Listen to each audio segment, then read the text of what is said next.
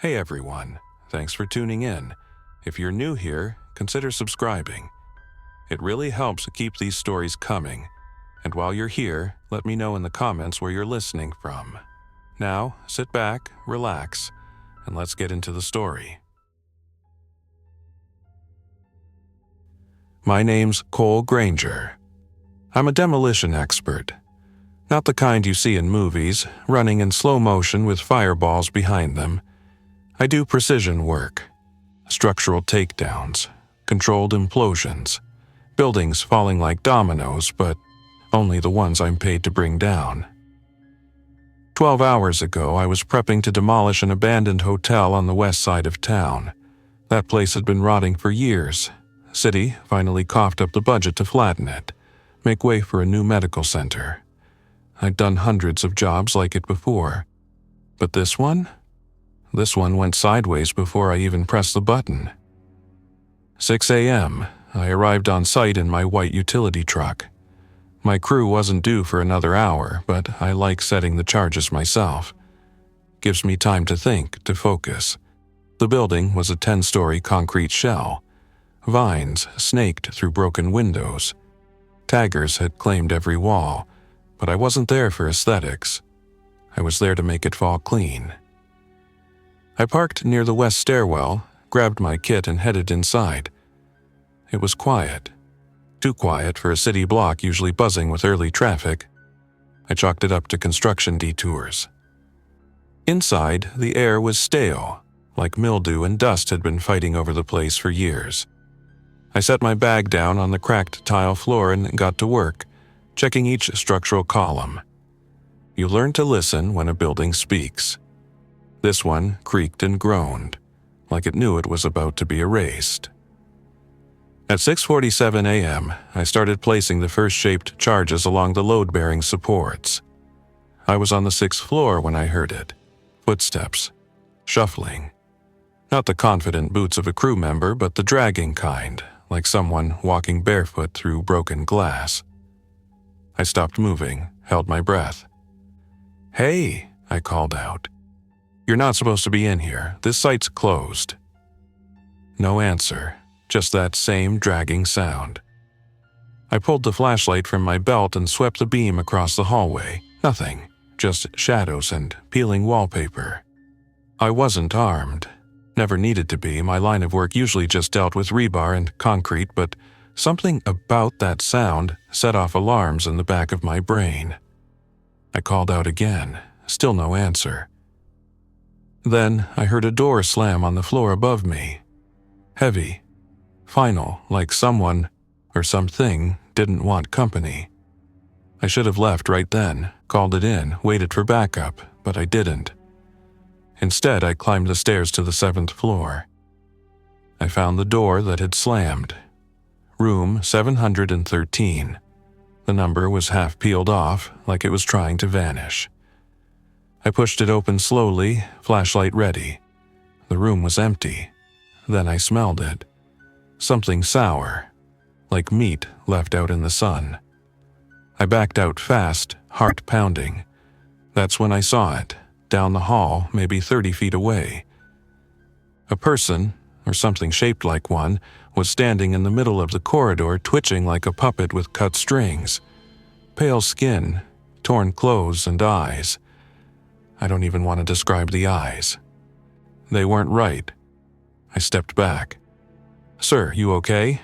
I asked, my voice steady, but my hands starting to tremble. No answer. He, if it was a he, took a jerky step toward me, then another. I turned and ran.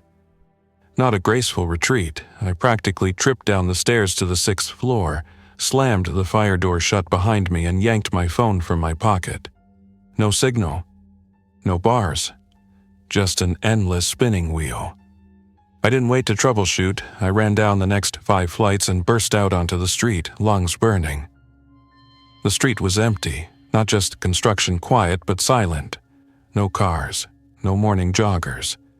Even the birds were gone. I ran to my truck and started it up. Static poured from the radio. Every channel, nothing but hissing white noise. Something was wrong. Very wrong. I pulled out of the lot, gravel spitting under my tires. Tried my phone again. Still no service. Then I saw him. A man, normal looking, running toward me from the end of the block. He was waving his arms, panicked. I slowed down just enough to hear him shout, "They're everywhere! Don't stop!" I didn't. I kept driving. My hands were shaking now, the wheel slick with sweat. I tried the radio again. Finally, a voice cracked through the static. "This is an emergency broadcast. Please remain indoors. Do not attempt to make contact with infected individuals. I repeat." I swerved as a woman stumbled into the street. I missed her by inches. She turned to look at me as I passed. Her face. Her jaw hung at an unnatural angle. Her eyes were glassy, unfocused, and her arms, they moved like she didn't know they were still attached. I hit the gas. I wasn't the type to scare easily. I've worked explosives in hurricane zones, been trapped under concrete in a collapse once, but this was something else. 7:15 SM. I was heading for the city perimeter, aiming for the emergency depot I knew about near the old quarry. They stored demolitions equipment there, plus radios, flares, even emergency gear. I figured if anything was going down, the depot would be a safe place to regroup. Except when I got there, the gate was wide open, and the chain-link fence had been torn, not torn, like something had ripped through it. I drove inside slowly, eyes scanning the buildings. No movement. The main warehouse was dark, but I knew the layout. I parked behind some shipping containers, grabbed a pry bar from the toolbox and went in quiet. There were signs of a struggle, scattered gear, overturned crates, and blood. Lots of it, smears on the floor, handprints on the wall, like someone had tried to hold on. I found a locked cabinet and smashed it open. Inside was a handheld radio, a flare gun, and something that made my stomach drop. A biohazard suit sealed in plastic. I didn't put it on, not yet, but I kept the radio and flare gun. I tried the radio, static, then a garbled voice. "Evac point, North Tunnel, Grid 9. Hurry." I tried to respond. Nothing, just more static. Then I heard a bang from the loading dock. I crouched low and moved to the side window, peered out. 3 figures shambled into view. 2 men, 1 woman, all in various states of ruin.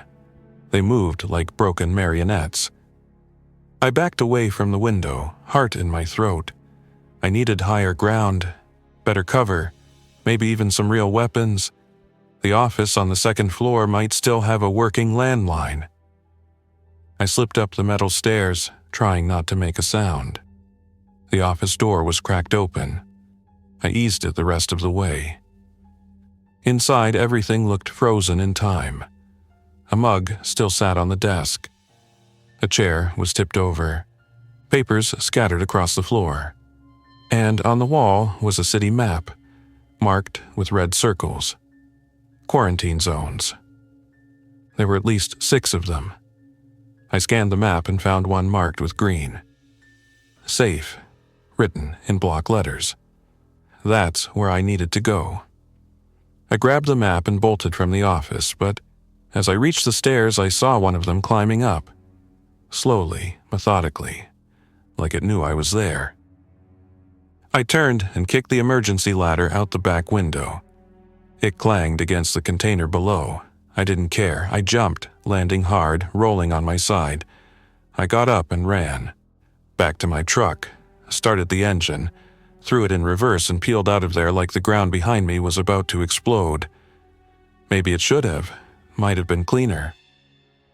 As I drove toward the green zone on the map, I looked at the sun rising through thick clouds. It should have been the start of a normal day, just another job. Instead, it was the beginning of something else. Something that didn't care about reason or planning or warning. And somehow, I was still alive. but only for now. By 7:40 a.m., I had put 20 city blocks between me and the depot. I followed the map toward the green zone. It looked like a small industrial park north of the city limits, maybe half an hour away, assuming clear roads. That assumption crumbled quickly. Just outside the freeway entrance, I ran into a mess of wrecked vehicles. Some were flipped. Others were scorched, like someone tried to torch the infection. A delivery van was jackknifed across both lanes. I couldn't go forward, and I couldn't go back the way I came. So, I took the service road. It twisted past the old gravel plant, long abandoned. The buildings were half sunk into the ground like tired giants collapsing into sleep. I used to survey the place back in the day for demo projects, but the city never funded the cleanup. That neglect probably saved me. While crawling past the gravel pit, I spotted movement near a downed billboard. 3 people. Alive. At least, I hoped they were. I slowed to a stop. The tallest of the 3 waved at me with both arms. It was a cautious wave, not the mindless lurch I'd come to associate with the infected. I rolled down the window a crack. "You okay?" I called. The tallest one nodded. "Yeah, we've been hiding in the culvert since dawn." "Anyone bit?" I asked, immediately regretting the phrasing. He shook his head. "No, we heard what happens if you are. We're clean." I opened the passenger door. "Get in, quick." The 3 of them piled into the truck, 2 guys and a woman. Late 20s, dressed for a jog that got interrupted by the end of the world. "I'm Cole," I said as I drove off. "Demolition expert, you?" "Eric," said the tall one. "This is Lena and Kyle. We were out running when it started. Thought it was a drill at first." "Not a drill," I muttered. Lena clutched a cracked phone. Still no service. "No surprise," I said. "The towers might be down or overloaded." Erica leaned forward. "You know where we're going?" "There's a place marked as safe on this map," I told him. "I'm headed there now." Kyle, the quiet one, finally spoke. "How do we know it's real?" "We don't," I said, "but it's the best shot we've got." They didn't argue. We followed the map along a back route, avoiding main roads. The city skyline behind us looked warped, like it had inhaled something wrong and didn't know how to breathe it out. At 8:10 a.m., we reached a construction zone blocking the access road. Steel barriers, heavy fencing, a cement mixer tipped sideways. "Can we go around?" Eric asked. I scanned the area. "Not unless you want to take a 2-mile detour through thick woods, and I don't trust the woods." "We could clear it," Kyle said. "Move some of the smaller barriers." "Not fast enough," I said. "We'd be exposed." Then I had an idea. "I've got charges in the back." "You want to blow our way through?" Lena asked. "Precision charges. I can shape the blast to take out the roadblock and nothing else. Done it 100 times. It'll be loud, but fast." We voted. 3 hands went up. Mine made 4. I parked and grabbed my kit. It took me 5 minutes to line the barriers with the shaped charges. I set the detonation for 30 seconds, enough time to get back behind the truck. We hunkered down. The explosion was crisp, focused. Concrete chunks flew forward, not outward. When the dust cleared, the road was open.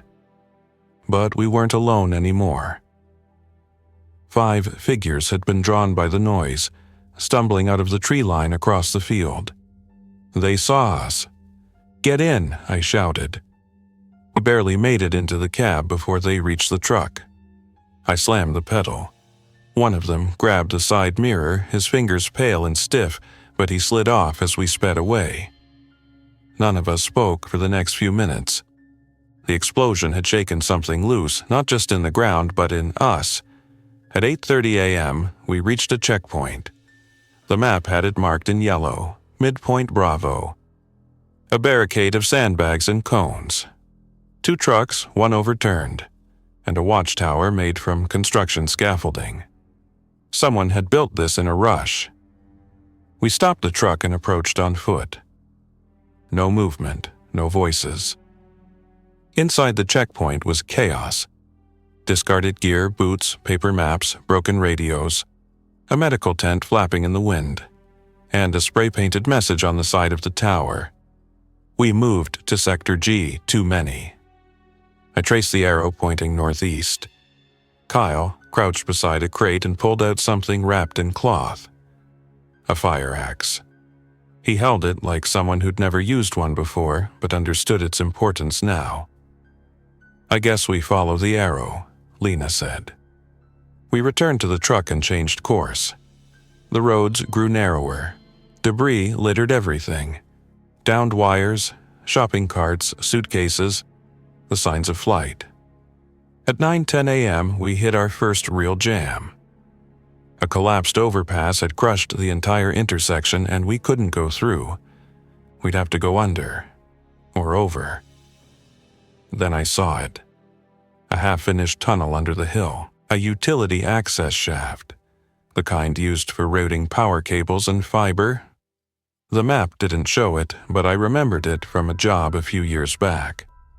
We helped reinforce the walls after a minor quake. "I know that tunnel," I said.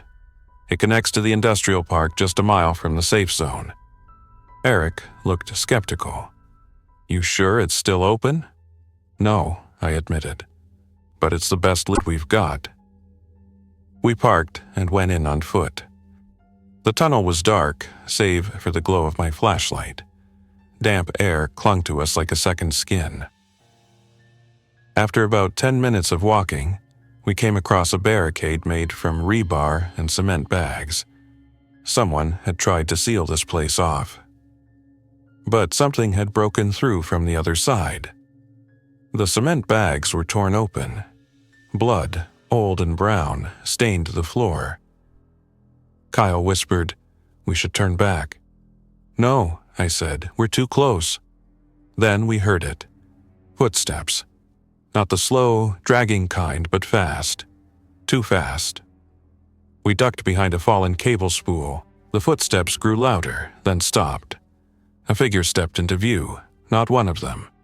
A person, a man, dressed in maintenance gear, holding a crowbar. He saw us and nearly swung until I held up my hands. "Alive," I said. "We're clean." He paused, then nodded. "Name's Monroe.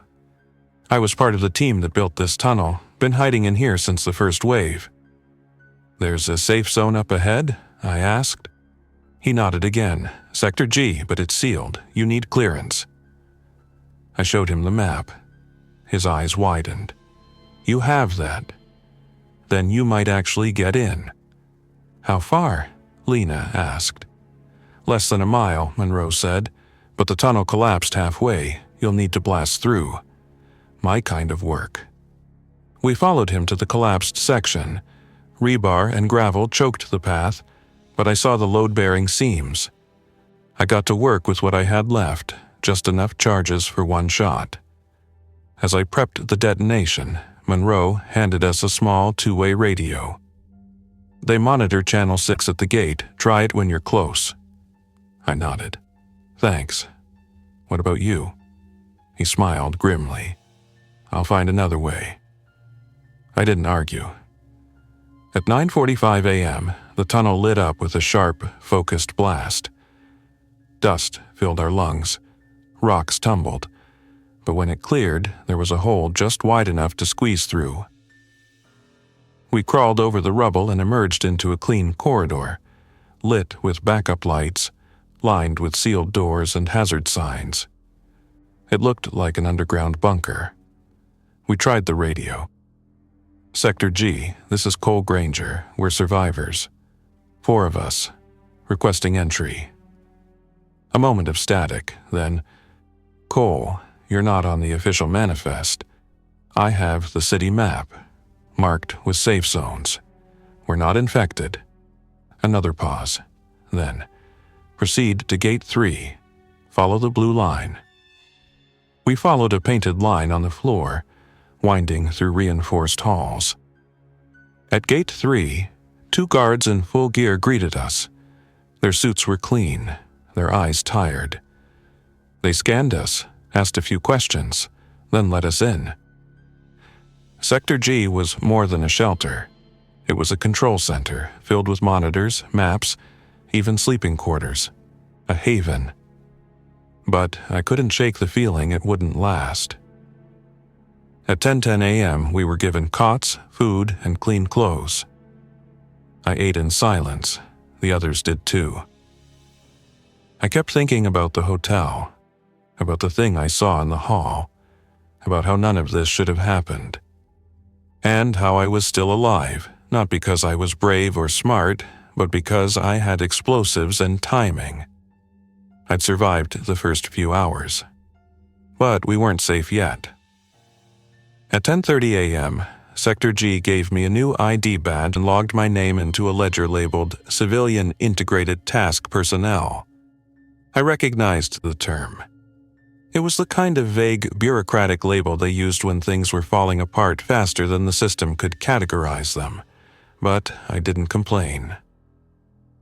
A woman named Dana, wearing a red vest with a clipboard strapped to her chest, led us to a briefing room. There were maybe a dozen other survivors already inside, some dazed, some wounded, one still weeping softly into her sleeve. Dana tapped the whiteboard. A crude diagram showed infrastructure stabilization zones and red dots surrounding them. "Here's what we know," she said briskly. Around 3 a.m., several sites across the city experienced sudden power surges. Some believe it was tied to a signal, radio frequency, possibly satellite-linked. Shortly afterward, we received the first reports of irrational behavior, violent attacks, and system failures. Kyle raised his hand. "The people out there, are they sick?" Dana hesitated. "We don't know. Some kind of override. Like something hijacked their nervous systems. We're calling it Condition 1. If you see anyone under its effects, avoid direct confrontation. If you're scratched or exposed to their fluids, report it immediately." No one looked surprised. We'd seen enough. Dana continued. "We've been ordered to consolidate survivors and prep key infrastructure for evacuation protocols. Anyone with field skills will be reassigned accordingly." Her eyes landed on me. "Mr. Granger, you were registered as a Class 3 demolition technician under municipal contract. Is that correct?" I nodded. "We've got a problem," she said, "and we're hoping you can help solve it." 10:50 a.m. We walked through a secured corridor toward the engineering sublevel. The air down here was cooler, but charged with tension. Dana pointed to a wall map. "This facility has its own backup grid, powered by a geothermal loop and solar array, but those systems are overheating. Too many people, too much demand." "And if it fails?" I asked. "We go dark, doors unlock, failsafes disengage." "Why would doors unlock by default?" Eric asked. "To prevent people from getting trapped during a fire," Dana replied. "Irony, thick as concrete." She took me to a vault-like room filled with humming servers and coolant pipes. Several techs were working frantically, rerouting cables and tapping on tablets. "The geothermal loop was damaged during the initial tremors," Dana explained. "A crack formed under the south end of the facility. If that fault widens, the reservoir could flood this entire level. We need to collapse and seal that tunnel before it does." She turned to me. "You think you can do it?" I studied the schematics. A long support shaft ran just beneath the cracked chamber. If I could drop that section in a controlled collapse, the flow would reroute naturally, cutting off the breach. I nodded.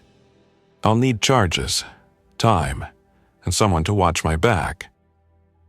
Dana assigned me 2 escorts, Riley and Navarro. Both were ex-military, serious eyes, hands never far from their sidearms. We suited up and moved out. 11:05 a.m. The south maintenance access was deeper than I expected. Long corridors, half lit, lined with crates and humming conduits. When we reached the breach, I saw the damage firsthand. Jagged fractures cut across the floor, like the earth had tried to claw its way in. Steam hissed from a broken vent. Water trickled through the ceiling, pooling at our boots. "I don't like this," Navarro muttered. "We don't have to like it," Riley said. "We just need to survive it." I knelt and opened my satchel.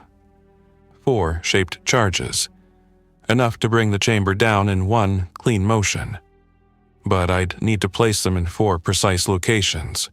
3 on the support girders, 1 on the load-bearing strut. It was going to take time. I set to work. 11:20 a.m. 3 charges placed. But as I crawled toward the final point, Riley hissed, "Movement. Left tunnel." We froze.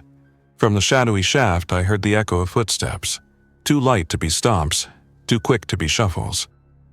Then a whisper. Low, wet, garbled. We backed away slowly. From the darkness, a figure emerged. A woman. Eyes glassy, hands twitching. Her neck twisted slightly as if she were listening to something we couldn't hear. "Don't," I whispered. "She's not." She lunged. Riley opened fire, not to stop her, but to buy time. The rounds echoed through the chamber, ripping into concrete and steel. The woman fell, but she didn't stay down. She writhed, twisted back up, body jerking like a puppet with cut strings. Navarro grabbed me by the collar. "We need to go, now." "No!" I shouted. "One more charge." I sprinted to the final strut, slapped the charge in place, and yanked the trigger cord free.